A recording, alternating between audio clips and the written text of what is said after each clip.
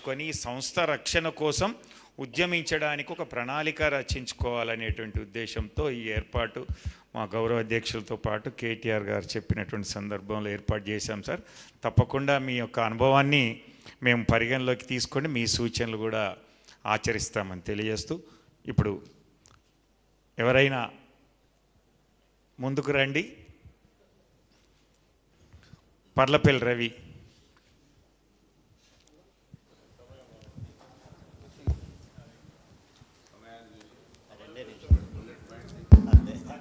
అందరికీ నమస్కారం. సభాధ్యక్షులు గౌరవ రాజిరెడ్డి గారికి, అదేవిధంగా మా గౌరవ అధ్యక్షులు ఈశ్వరన్న గారికి, సభా వేదిక మీద ఆసీనులైనటువంటి అందరికీ కూడా హృదయపూర్వకమైనటువంటి ధన్యవాదాలు, శుభాకాంక్షలు. ఒకటే విషయం ఏంటంటే, ఈడ కేటీఆర్ గారు దిశానిర్దేశం చేస్తారనే దాంతో ఇవాళ ఇక్కడ ఏర్పాటు చేయడం జరిగింది. సరే, వారికి ఉన్న ప్రాబ్లం రాలేకపోయారు. ఇవాళ సింగరేణిలో ప్రధానంగా ఎదుర్కొంటున్నటువంటి సమస్య ఒకటి సింగరేణి పరిరక్షణ. ఇవాళ అగమ్య గోచరంగా ఉన్నది. సింగరేణి ఉంటుందా ఉండదా కూడా ఒక తెలియని పరిస్థితి ఉన్నది. దాంతోపాటుగా సింగరేణి ఆర్థిక సంక్షోభంలో కూరుకుపోయి జీతాలు ఇవ్వలేని పరిస్థితిలో ఉన్నది. 54,000 కోట్ల బకాయిలు గవర్నమెంట్తో రావాల్సి ఉన్నది. రెండో అంశం ఒకటి మెడికల్ బోర్డు. ఈ 3 అంశాల మీద ఏ కార్మిక సంఘం కూడా మాట్లాడట్లేదు. కొద్ది గొప్ప మాట్లాడితే మనమే మాట్లాడుతున్నాం, కానీ ఆ స్థాయిలో మన ఉద్యమ కార్యాచరణ అనేది లేకపోవడం మూలంగా కార్మికులు మన వైపే చూస్తున్నారు. మనం మాట్లాడకపోయినా కూడా మళ్ళీ మాట్లాడితే వీళ్ళే మాట్లాడాలి, మళ్ళా కేసీఆర్ గారు వస్తేనే ఈ సింగరేణి సజీవంగా నిలబడదన్నటువంటి గొప్ప ఆశతో ఉన్నది. ఈ సమావేశంలో అందరి పనితీరు సమీక్షించడం అనేది సాధ్యం కాకపోవచ్చు. ఈశ్వరన్న చెప్పింది చాలా అంశాలు కనుక మనం గమనిస్తే అది యూనియన్కు ఉపయోగపడే అంశాలు ఉన్నప్పటికీ ఈ స్థాయిలో అందరి పనితీరును సమీక్షించడం సాధ్యం అయ్యేదో కాదో, అదో మరొక సమావేశంలో ఒక పరిమితమైన సంఖ్యలో వైస్ ప్రెసిడెంట్లతోని ఏదైనా ముఖ్యమైనటువంటి మీటింగ్ పెట్టి సమీక్షిస్తే వైస్ ప్రెసిడెంట్ల పనిని సమీక్షించవచ్చు, మన ఫిట్ సెక్రటరీ పనిని కూడా సమీక్షించే అవకాశం ఉంటుంది.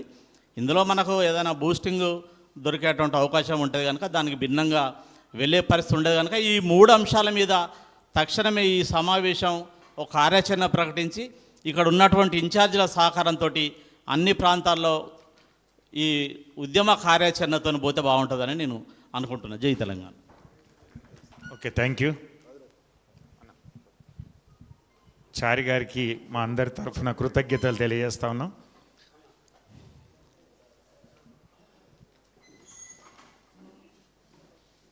ఏడి రాసు సీను నడు తొందర రవి మాట్లాడినట్ట తొందరగా. అందరికీ నమస్కారం. పేరు పేరున స్టేజ్ మీద ఉన్న అందరికీ పేరు పేరున ధన్యవాదాలు.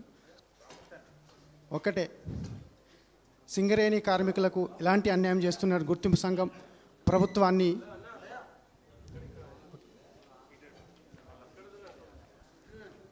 సింగరేణి కార్మికులకు చేస్తున్నటువంటి ఏఎన్టీస్ కార్మికులకు చేస్తున్న అన్యాయాన్ని కూడా దృష్టిలో పెట్టుకొని మన కేటీఆర్ ప్రోగ్రామ్ని బస్సు యాత్ర ద్వారా 11 డివిజన్లల్లో చేస్తే బాగుంటుందని ఆలోచన ఒకటి ఉంది.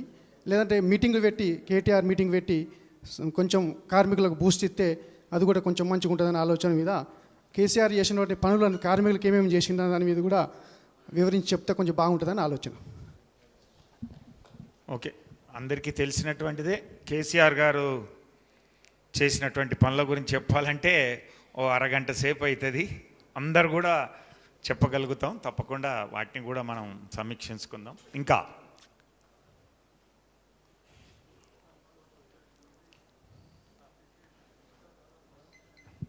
కొంచెం స్పష్టంగా ముందు ఇద్దరు ఎట్లా మాట్లాడారో ఆ విధంగా మాట్లాడండి. నా పేరు ఎంటెక్ మహేందర్, కొత్తగూడెం నియోజకవర్గం, కొత్తగూడెం కాలరీస్ మైన్ నుంచి వచ్చాను. ముందుగా క్లుప్తంగా 2 అంశాలు చెప్తాను. విలియం కింగ్స్ మన బొగ్గును కనిపెడితే ఈ రేవంత్ రెడ్డి గారి సర్కారు వచ్చినాక 135 సంవత్సరాల చరిత్ర గల ఇల్లందు నియోజకవర్గంలో బొగ్గు అయిపోయింది. దీన్ని తీసుకొని వెళ్ళి కొత్తగూడెంలో మెర్జ్ చేసి మొత్తం ఇల్లందు నియోజకవర్గంలో సింగరేణినే ఎత్తివేయాలనే కుట్ర జరుగుతుంది. దయచేసి ఇదొక ముఖ్య అంశంగా పరిగణించాలి. 135 సంవత్సరాలు గల చరిత్రలో మన బీఆర్ఎస్ ప్రభుత్వం వచ్చిన తర్వాతకి గౌరవ ఎమ్మెల్యే హరిప్రియ గారు నాయక్ గారు వచ్చిన తర్వాతకి అనేక అభివృద్ధి చేశారు. కాకపోతే ఆ ఏరియాని ఎత్తివేసే కుట్ర జరుగుతుంది. చరిత్రను కాపాడుకోవాల్సిన అవసరం ఎంతైనా ఉంది. అదేవిధంగా ఏఐటీయూసీ మరియు ఐఎన్టీయూసీ ఇచ్చిన దొంగ వాగ్దానాలు 2 సంవత్సరాలు కాల పరిమితిని ఇచ్చారు. సుమనన్న గారిని వేదికపైకి రావాల్సిందిగా కోరుతున్నా. 2 సంవత్సరాలు కాలయాపన చేసి మళ్ళీ కూడా వాళ్ళు ఇచ్చిన దొంగ హామీల మీదనే సమావేశాలు అంటూ కొత్త నాటకానికి తెరవేశారు. 11 ఏరియాల్లో కూడా మన టీబీజీకేఎస్ నాయకులు అతిరథ మహారాజులు అందరినీ కూడా బాయిబాట అనే కొత్త ప్రోగ్రాన్ని చేపట్టేసి బాయిల మీదనే ఎక్కడో మనము ఆఫీసులలో మీటింగ్లు పెట్టుకునే బదులు ఆ జేకే ఓసీలలో కానీ బాయి మీదనే కానీ అక్కడ అనేక యూనియన్ వాళ్ళు అక్కడికి వస్తారు కాబట్టి మన సమస్యలు మనమే చర్చించుకోవడం కాకుండా బాయి మీద చర్చించడం వల్ల చాలా పురోగతి ఉంటుంది అనేసి అనుకుంటాను. ఈ 2 పరిగణాలు ఈ అంశాలని పరిగణలో తీసుకోవాల్సిందిగా కోరుతున్నాం. ఈ అవకాశం ఇచ్చినందుకు ధన్యవాదాలు.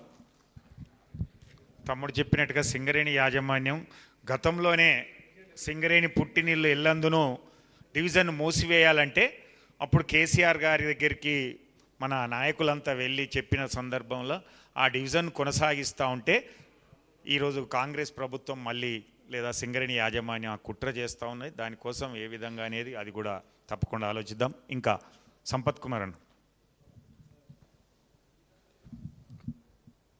హాజరైన అందరికీ పెద్దలకు అందరికీ ప్రత్యేక అభినందనలు. మిత్రులారా, పెద్దలు చెప్పినట్టు సూటిగా అన్న బుల్లెట్ పాయింట్లు చెప్పమన్నారు. ఈ సింగరేణి సంస్థను పరిరక్షించుకోవాలి అంటే, ఈ సంస్థ కాపాడబడాలి అంటే తక్షణం సింగరేణికి నూతన గనుల అవసరం ఉంది. నూతన గనులు రావాలి అని అంటే కేంద్ర ప్రభుత్వానికి వ్యతిరేకంగా టీఆర్ఎస్ ప్రభుత్వ హయాంలో మనం ఎట్లయితే కొట్లాడినామో తిరిగి అట్లా కొట్లాడి అసెంబ్లీతే తీర్మానం చేపించి మనం ఈ బొగ్గు బ్లాక్లో ఎవరు వేలానికి రాకుండా అప్పుడైతే ఎట్లా ప్రతిఘటించినామో ఇప్పుడు అట్లా ప్రతిఘటిస్తే తప్ప సాధ్యం కాదనే విషయాన్ని ఈ సందర్భంగా లక్ష్మి గారిని వేదికపైకి రావాల్సిందిగా కోరుతాను.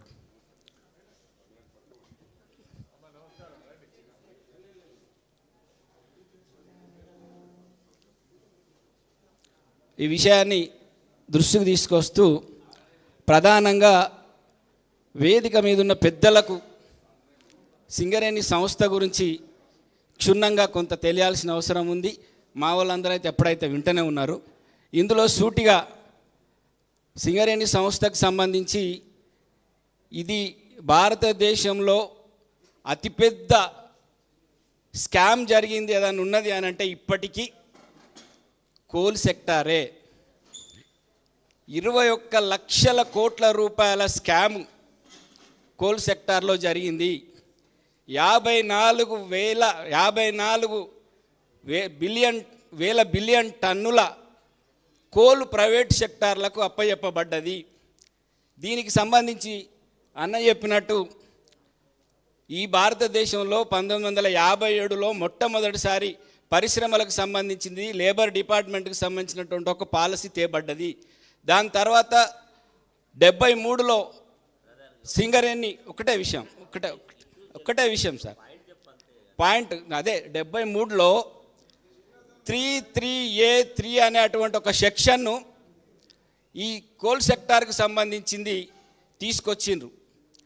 దాని ద్వారా అది తీసుకొచ్చినా అది 93 వరకు దాని జోలికి ఎవరు పోలే. 93కు కూడా ఎందుకు పోయింది కేంద్ర ప్రభుత్వం అని అంటే ఈ దేశంలో స్టీలుకు, సిమెంటుకు, ఎలక్ట్రిసిటీకి కోలు అవసరం కాబట్టి అది 93లో తిరిగి ఈ సెక్షన్ను తీసి ఈ సెక్షన్ ద్వారా కేంద్ర ప్రభుత్వం స్క్రీనింగ్ కమిటీ ద్వారా కోల్ బ్లాకుల కేటాయింపు అనేది అప్పుడు జరిగింది.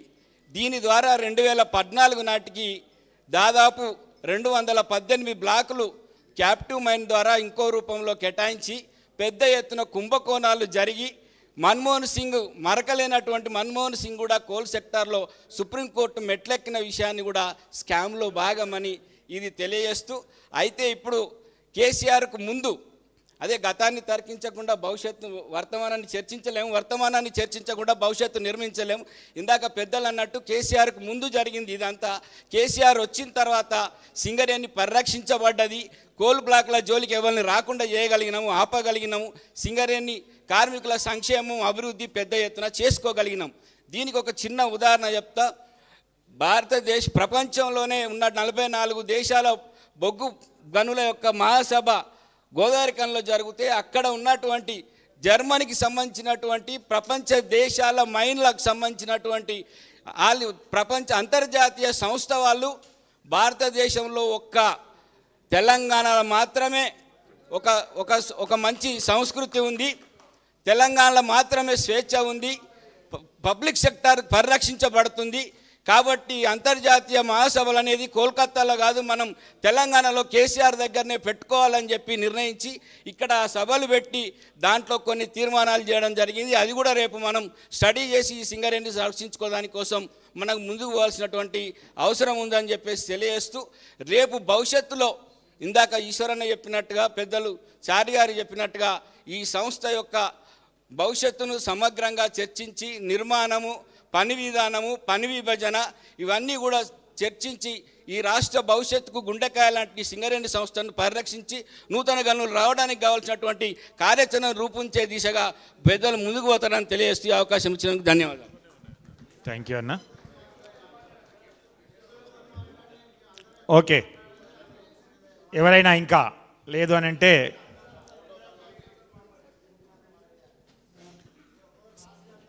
సలహా సూచన లేదంటే ఎజెండాకు పరిమితమై మీరు ఏదన్నా మాట్లాడితే సూటిగా దాన్ని ఆలోచించి మన నిర్ణయం తీసుకోవడానికి ఉంటుంది, తీర్మానం చేయడానికి ఉంటుంది అనేటువంటి ఉద్దేశంతో చెప్పడం జరిగింది.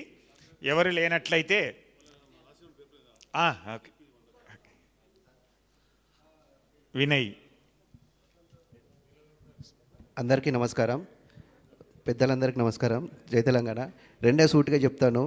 మన యూనియన్ డెవలప్ కావాలి, కొత్త గనులు అవన్నీ కాదు. కొత్త గనులు వచ్చినా మొత్తం ప్రైవేటైజేషన్ చేస్తున్నారు, ఆ కాంట్రాక్ట్లు కొంచెం తగ్గించుకోవాలి. అలానే మైన్ల మీద మన సింగరేణి ఆర్థిక పరిస్థితి బాగాలేక కొన్ని ఆయిల్స్ కూడా రావట్లేదు, దాని మీద కొంచెం దృష్టి సారించి చిన్న చిన్న లోకల్ ప్రాబ్లమ్స్ సాల్వ్ చేస్తే మనం టీజీబీ కేసు అనేది కొంచెం గట్టిగా అయింది, దాని మీద కొంచెం ధ్యాస పెట్టాలని కోరుకుంటున్నాను. Thank you.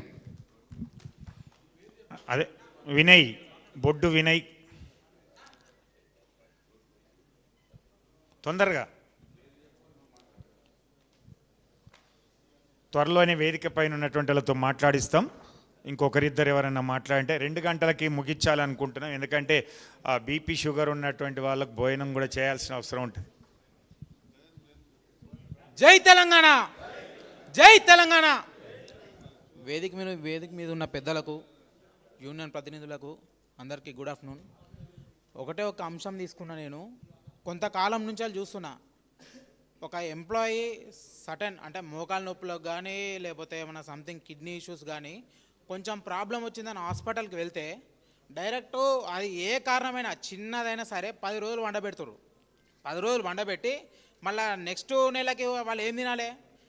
ఆ కార్మికులు వాళ్ళ కొడుకులకు పెట్టిస్తే సేమ్ ఫీవరో సంథింగ్ ఎండ దెబ్బ కొట్టో అట్లా ఇంట్లో ఉన్నప్పుడు వీళ్ళు వచ్చిన ఎవరైతే జాతీయ సంఘాలుగా గెలిచి వాళ్ళు హాస్పిటల్కి వెళ్ళి ఏం కాదురా భయ్ 4 రోజులు పండుకోరా భయ్, రెస్ట్ తీసుకో, వాళ్ళ నోటి నుంచి వెళ్ళి.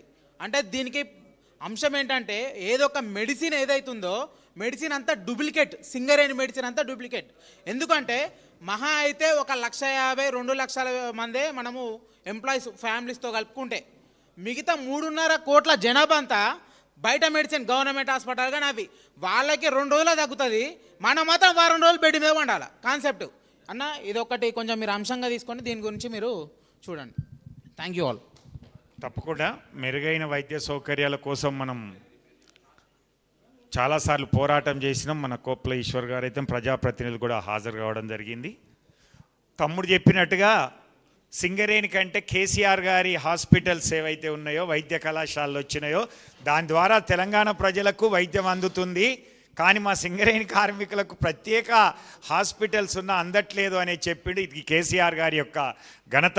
సామాన్య ప్రజలకు కూడా వైద్యాన్ని ఒక కార్పొరేట్ స్టైల్లో అందించిండు అనేటువంటిది అది ఈరోజు మనం అందుకే దానికి బాధపడుతున్నాం, అనుభవిస్తున్నాం. కాబట్టి రాబోయే రోజుల్లో అలాంటిది ఉండకుండా చూడాల్సిన అవసరం ఉన్నది.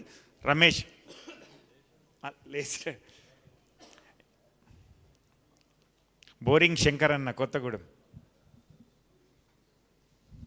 థ్యాంక్ యూ అన్న. వేదికపై ఉన్న పెద్దలకు మరియు వేదిక ముందున్న మా తోటి నాయకులందరికీ నమస్కారం తెలియజేస్తూ ఒకటే విషయం, ఇందాక ఈశ్వరన్ చెప్పినట్టు మనకి ఎలక్షన్ రావడానికి కనీసం ఇంకా ఉన్నది ఒక 4 నెలలు 5 నెలల్లో ఖచ్చితంగా ఎలక్షన్ వచ్చే అవకాశం ఉంది. ఈ ఎలక్షన్ దృష్టిలో పెట్టుకొని మరి మా కొత్తగూడెం రీజన్లో పై నాయకులు ఎవరు ఆర్గనైజ్ రావడానికి రావట్లేదు. దయచేసి కొప్పరేషన్ కానీ రాజేట్ కానీ ఈ 4 నెలల్లో 1-2 సార్లు విజిట్ చేసి అన్ని మైన్స్ డిపార్ట్మెంట్లు మీటింగ్లు పెట్టుకుంటే మనం చేసిన ఏవైతే కేసీఆర్ ఆధ్వర్యంలో ఏవైతే మనకు జరిగినాయో ఇప్పుడు ఉన్న మ్యాన్ పవర్లో మనం అనుకున్న 35,000లో దాదాపుగా 25,000 మంది యూతే ఉన్నారు. ఆ యూత్ మన ద్వారా వచ్చిన వాళ్ళే. VK7 కేవలం TPG కేసు వచ్చిన తర్వాత, కేసీఆర్ గవర్నమెంట్ వచ్చిన తర్వాత ఉద్యోగాలే ఉన్న 35,000 మందిలో 25,000 నుంచి 26,000 మంది మన ద్వారా వచ్చిన ఉద్యోగాలే. కాబట్టి వాళ్ళందరినీ కొద్దిగా మొబైల్ చేయాలంటే మరి పెద్ద నాయకులు మా ఏరియా కూడా వచ్చి ఖచ్చితంగా ఆర్గనైజ్ చేయాలని చెప్పని కోరుకుంటున్నాను. Thank you very much. తప్పకుండా అన్న. ఇప్పుడు మన రామగుండం నియోజకవర్గ ఇన్ఛార్జ్ కోరకంటి చంతర్ గారు, ఆ